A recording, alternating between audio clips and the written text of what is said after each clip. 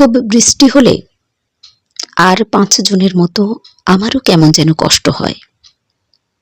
অথচ মেঘ আমাকে ছোঁয় না, আর বৃষ্টি যেন গলানো মোমের মতো শরীরকে কফিনের ভেতর ঢুকিয়ে শেষ যাত্রায় নিয়ে যায়। তখন যে জানালায় ঝাট বেশি সেটাই খুলে রাখতে ইচ্ছে করে। হাট দরজার বাপস জুড়ে লাল পিঁপড়ের সার বিজয়ীর মতো চলে যায় নিষেধাজ্ঞা তুচ্ছ করে। কার্নিশের পায়রাগুলো তখন ভিজতে ভিজতে তাদের 2 ইঞ্চি জমির দখল রাখতে কাকেদের সঙ্গে যুদ্ধ করে। বৃষ্টির সময় যারা ছাতা মাথায় দেয় তাদের কোনো কাজ হয় না, তারা কেবল ছাতা সামলাতেই ব্যস্ত থাকে। পৃথিবীর সবকটা শোক সভা মনে হয় এই সময়েই শুরু হয়, যেখানে আমার নাম অনেকবার ঘোষিত হবার পরে অবাক কর্তৃপক্ষ তার পাশে একটা ঢাউস জিজ্ঞাসার চিহ্ন বসিয়ে দেয়।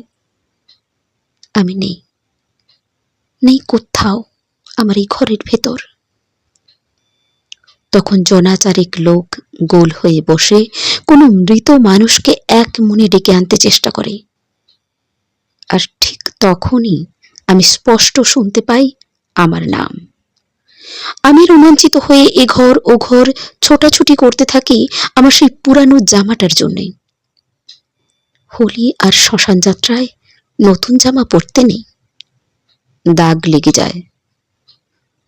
বৃষ্টির কয়েক ফোঁটা চোখের ওপর ছিটকে এলে জানলা গলে আমি চোখ রগড়ে দেখি ঘর ফাঁকা, কেউ নেই। অবসরের দিনটাকে যদি ছবি করে আঁকা যেত তো নির্ঘাত সেটা একটা ফুটবল মাঠের মতো লম্বা চওড়া লুডো হয়ে যেত। বৃষ্টির হাত এতটাই নরম যে মনে হয় সেই হারিয়ে যাওয়া মেয়েটির মতো আমি এখনো ছক্কা ফেলবো বলে চোখ বুজে ঈশ্বরকে ডাকছি। কখনো কখনো এরকম ভিজে ভিজে বিষণ্ণ বৃষ্টির দিনে আমার জানালার নিচে এসে দাঁড়ায় কোনো 18 বছরের সুডোল সুচারু মেঘবতী। তাকে ডাকতে ডাকতে জানলার রেলিং ভাঙতে গিয়ে দেখি তার মেঘবানের ঠোঁটে সে আলতো চুম্বন দিচ্ছে চোখ বুজে। আমি জানি আমার পুরনো জব্বার ভেতর লুকানো আছে অন্য কোনো আলোকবর্তিনী।